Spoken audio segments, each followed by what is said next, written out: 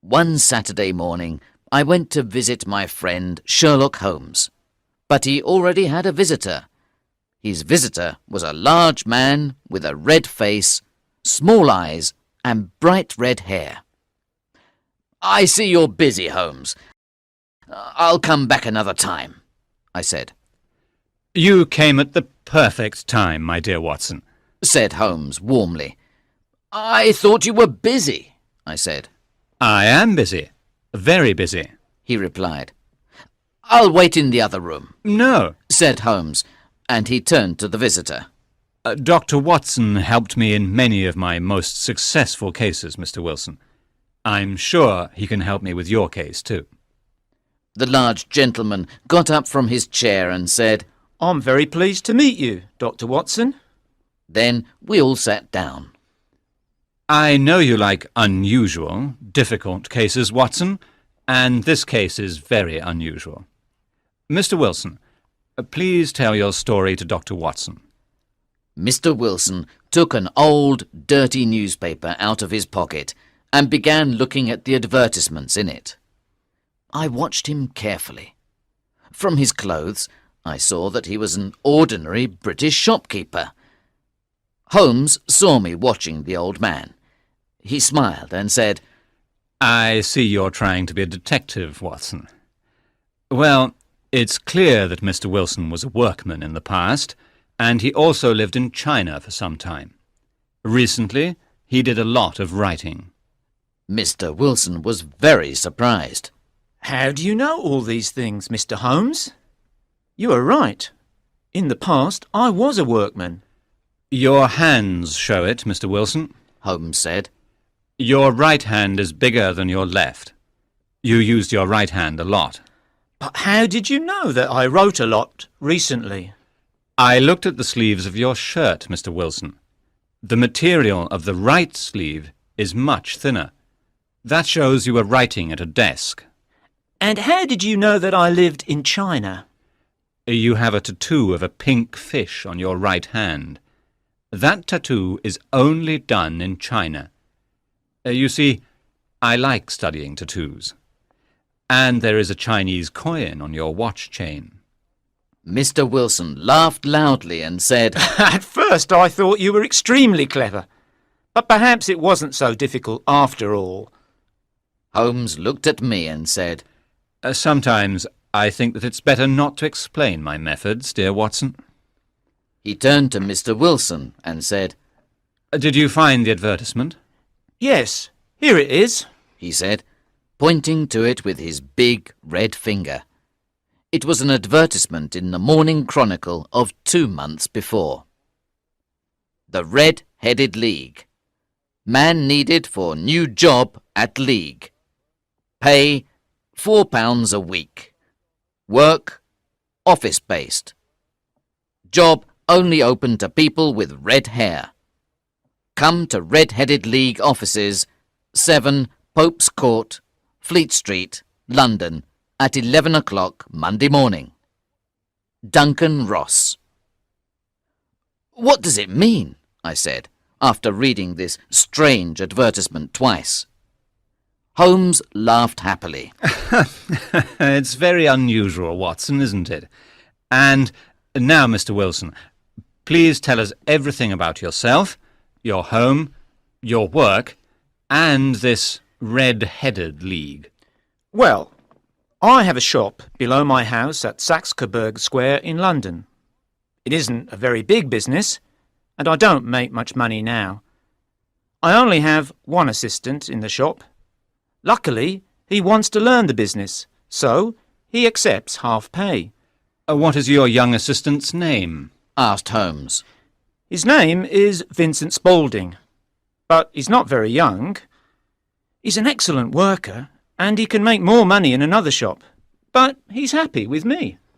"It's unusual to have an excellent assistant," said Holmes. Tell me more about him." "Spaulding loves photography and spends a lot of time in the cellar developing his pictures. He's sometimes in there for hours, but he's a very good worker." "Are there any servants in your home?" "There's a young girl. She cooks and cleans the house. She, Spaulding and I are the only people in the house. My wife is dead, and I have no children. About 2 months ago, Spaulding came into my office with this newspaper in his hand and said, "I'm sorry my hair isn't red." I asked him why, and he said, "Well, with red hair I can get an easy job and make a lot of money. Look at this advertisement. The Red-Headed League is a club for men with red hair, and it's offering a job to men with red hair. You should apply for the job. You have bright red hair." I asked him, "What's the pay?" He said, £4 a week, and you can easily continue working here. Well, Mr. Holmes, £200 a year is very useful to me, so I asked Spaulding for more information. He showed me the advertisement and said, "I've heard that the club's money came from a rich American, Ezekiah Hopkins. He was a strange man with red hair. He died and left all of his money to the Red-Headed League. The money is used to give easy jobs to men with red hair." "But thousands of men have red hair," I said. "I can never get the job." "No, Mr. Wilson," said Spaulding. "The Red-Headed League gives jobs only to people from London. Ezekiah Hopkins was born in London and he loved this city. Also, only men with bright red hair can get these jobs. The club doesn't accept men with dark red hair or light red hair. You can get the job easily." I decided to ask Spaulding to come with me to the Red-Headed League's offices, said Mr. Wilson. I closed the shop for the day and we went to Fleet Street. Spaulding was happy to have a holiday. Fleet Street was full of red-haired men, and Pope's Court looked like a basket of oranges. But few men had bright red hair like mine. Spaulding pushed through all the people and we got to the office. There was little furniture, 2 uncomfortable chairs, a kitchen table and a bookcase. A small man with bright red hair sat at the table and spoke to lots of red-headed men. He said no to all of them, and then he talked to me. He was friendly and closed the door of the office behind us. "This is Mr. Jabez Wilson," said my assistant, "and he would like the job in the league." "His hair looks fine," the man said. "But is it real? We must be careful." He suddenly took my hair in his hands and pulled it. I cried out because he hurt me. "You have real tears in your eyes. This means your hair is real. Congratulations! The job is yours." He shook my hand warmly and said, "My name is Duncan Ross, and I am the secretary of the league. When can you begin?" "Well, I have a business already," I said. "Oh, don't worry about that, Mr. Wilson," said my assistant. "I can look after the shop for you." "What are the working hours?" I asked Mr. Ross. "From 10 o'clock in the morning until 2 o'clock in the afternoon." "You see, Mr. Holmes, I do most of my work in the evening. I could easily work for Mr. Ross in the morning, and I knew Spaulding could look after the business in the morning." "Those hours are fine," I said happily. "What must I do?" "Your job is to copy the Encyclopaedia Britannica. You must bring your own pen, ink and paper, and you must never leave the office until 2 o'clock. Can you start tomorrow?" "Certainly," I answered. The next morning I bought some paper and started working at Pope's Court. Mr. Ross showed me the beginning of the letter A in the encyclopedia, and then he left. Every day I finished work at 2 o'clock. Each week Mr. Ross gave me £4 in gold. This continued for about 8 weeks, and I nearly finished copying the letter A. Then, suddenly, everything ended. Ended? asked Holmes. Yes, it happened this morning. I went to work at 10 o'clock, but the door was locked. There was a notice on the door that said, "The Red-Headed League does not exist anymore. 9th of October, 1890. Sherlock Holmes and I started laughing. I can't see anything funny. said Mr. Wilson angrily. If you think this is funny, I'll leave. No, no. Cried Holmes. Your case is very unusual, but there is something a bit funny about it. Please, Mr. Wilson, continue. I asked the people in the building, but no one knew about Mr. Duncan Ross or the Red-Headed League. I was angry and confused. What did you do then? Asked Holmes. I went home to Saxe-Coburg Square and told Spaulding. He was surprised and did not know what to say. So I decided to come to you, Mr. Holmes, because I don't want to lose £4 a week. This is possibly a very serious case, said Holmes. Of course it's a serious case. I'm losing £4 a week.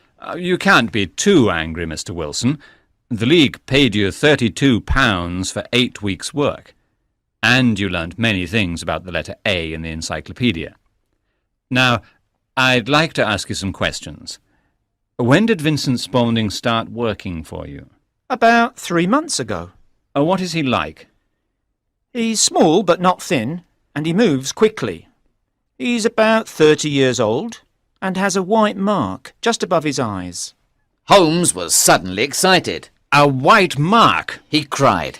And does he have little holes in his ears for earrings? Yes, he does. Said Holmes, sitting back in his chair. Well, Mr. Wilson, I want to think about this case. Today is Saturday. On Monday, I'll have an answer. Well, Watson, said Holmes when our visitor left. What do you think of this strange case? I don't know, Holmes. It's very mysterious and confusing, Yes, I agree. replied Holmes. I must work hard on this case. What are you going to do? I'm going to smoke my pipe. Please don't speak to me for 50 minutes. Holmes sat down in his chair, closed his eyes, and started smoking his old black pipe. Holmes is probably sleeping, I thought. But then he suddenly jumped up and put his pipe down on the table. There is a concert of classical music at St. James's Hall this afternoon. Holmes said. Let's go and listen. Yes, I'm free today, I replied. Good. Put on your hat and come. I want to have some lunch first. We went to see Saxe-Coburg Square. It was quite poor and ugly.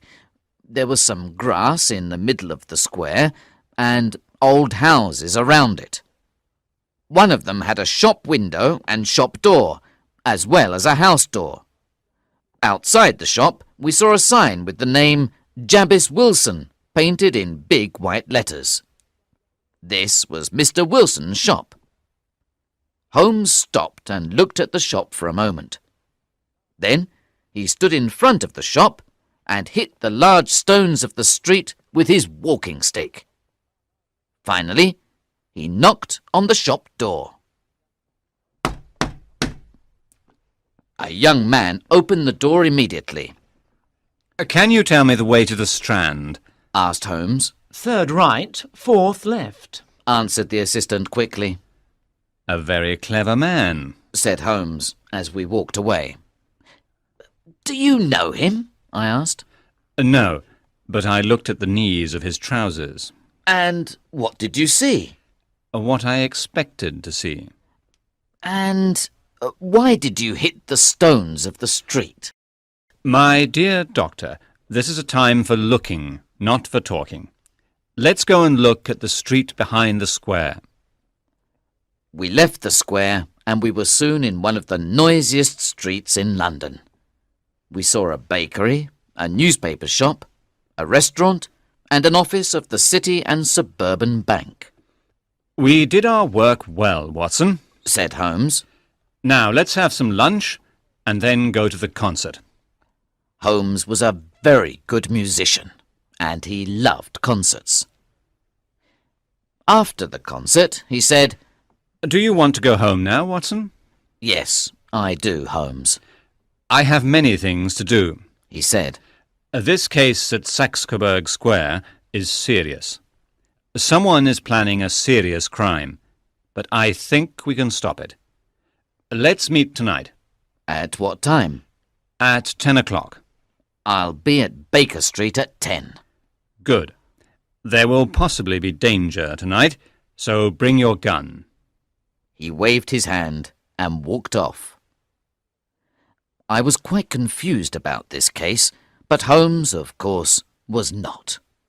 I saw and I heard exactly the same things as Holmes saw and heard, but he seemed to understand everything, and I understood nothing. I thought about it for a long time, but everything was still a mystery to me.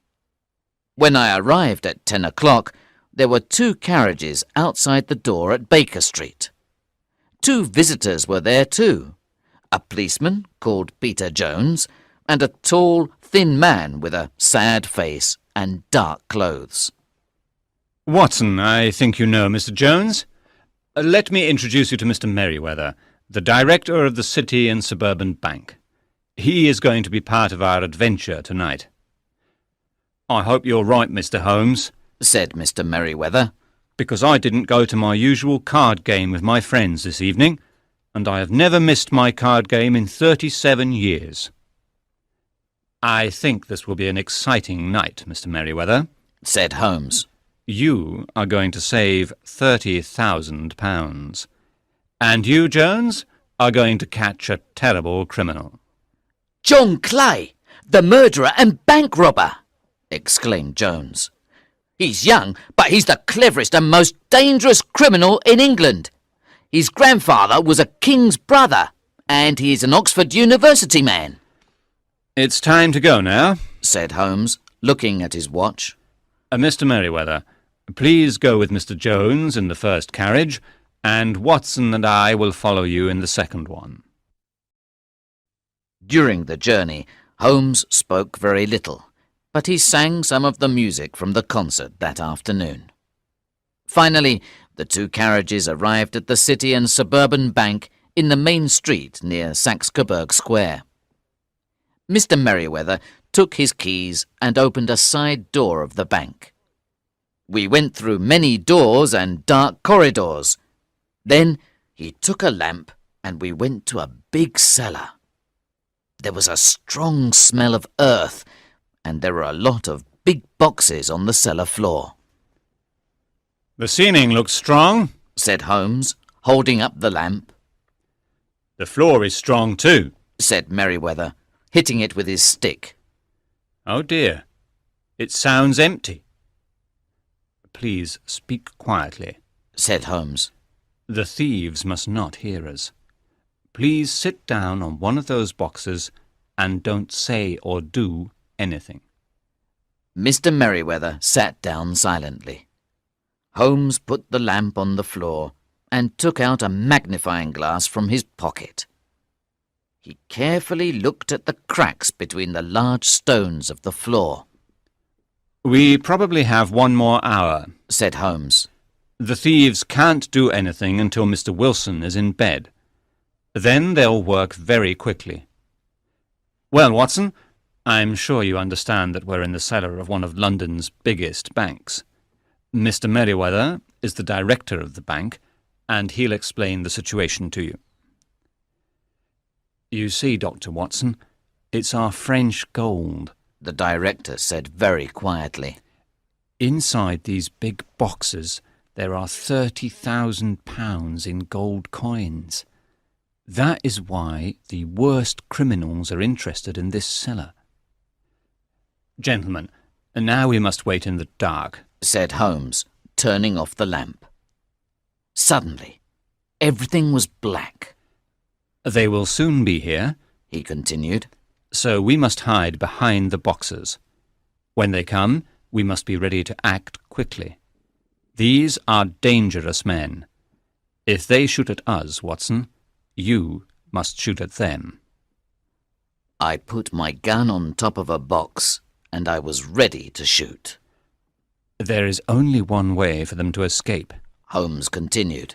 Through Wilson's house and into Saxe-Coburg Square. Did you do what I asked, Jones? Yes, Mr. Holmes. 3 policemen are waiting outside Mr. Wilson's house, said Jones. Very good. Now we must be silent and wait, said Holmes. We waited for an hour and a quarter, but in the dark it seemed much longer. My legs and arms were tired. Suddenly, I saw some light through the cracks in the floor. Someone pushed up a big stone, and a white hand appeared. The light became brighter, and a face appeared. It was Mr. Wilson's assistant. The young man looked around and then climbed up into the cellar. He helped another man to climb out of the hole. Both men were small, and the other man had bright red hair. Holmes ran forward and caught Mr. Wilson's assistant. Jump down the hole again, Archie, cried the assistant. The other man climbed down quickly. Mr. Wilson's assistant had a gun in his hand, but Holmes hit it to the floor with his stick. You don't have a chance, John Clay, said Holmes. I know, but my friend escaped. There are 3 policemen waiting for your friend outside Mr. Wilson's house, said Holmes, smiling. Oh, really? John Clay answered calmly. You did everything perfectly. Well done, Mr. Holmes. Well done to you, Holmes answered. Your idea of the red-headed league was new and unusual. Give me your hands, said Jones to Clay. I'm going to put handcuffs on you now. Don't touch me with your dirty hands, cried Clay. I am the grandson of a king's brother.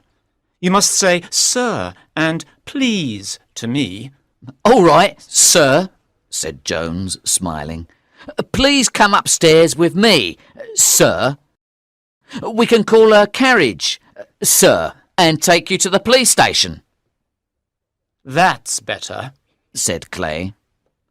He smiled to the 3 of us and walked away quietly with Jones. I don't know how to thank you, Mr. Holmes, said Mr. Merriweather. This was certainly an exciting night.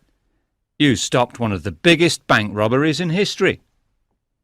This was a very interesting case, and I enjoyed it, said Holmes. In the early hours of the morning, Holmes and I returned to Baker Street. You see, Watson, Holmes said, drinking his cup of tea. The reason for the red-headed league was very simple. Clay and his friend Duncan Ross wanted to get Mr. Wilson away from his shop for several hours every day. But how did you know that they were planning a bank robbery? I asked. Well, Watson, I thought of the assistant's hobby, photography. We knew that the young man spent a lot of time in the cellar developing his pictures. Mr. Wilson described Vincent Spaulding to me, and I knew immediately that he was John Clay, the famous bank robber. Clay was doing something in Mr. Wilson's cellar. He was in the cellar for several hours a day for many weeks. And what was he doing? He was digging a tunnel to another building. You were surprised when I hit the stones in Saxe-Coburg Square with my stick. Well, I wanted to know if the tunnel was in front of the house or behind it. Then I rang the bell. I didn't go into the shop because I only wanted to see Spaulding's trousers. The knees of his trousers were dirty with brown earth. When I discovered that the City and Suburban Bank was behind Mr. Wilson's house, I suddenly understood everything. But how did you know that the robbery was tonight? I asked him. My dear Watson, they closed the League office because they weren't interested in Mr. Wilson's work anymore. So I knew the tunnel was finished, and they had to use it soon. Saturday night was the best time for them because no one could discover the robbery until Monday morning. So I knew the robbery was tonight. You solved this mysterious case beautifully, Holmes, I said. Thank you, Watson. Well, at least this case wasn't boring.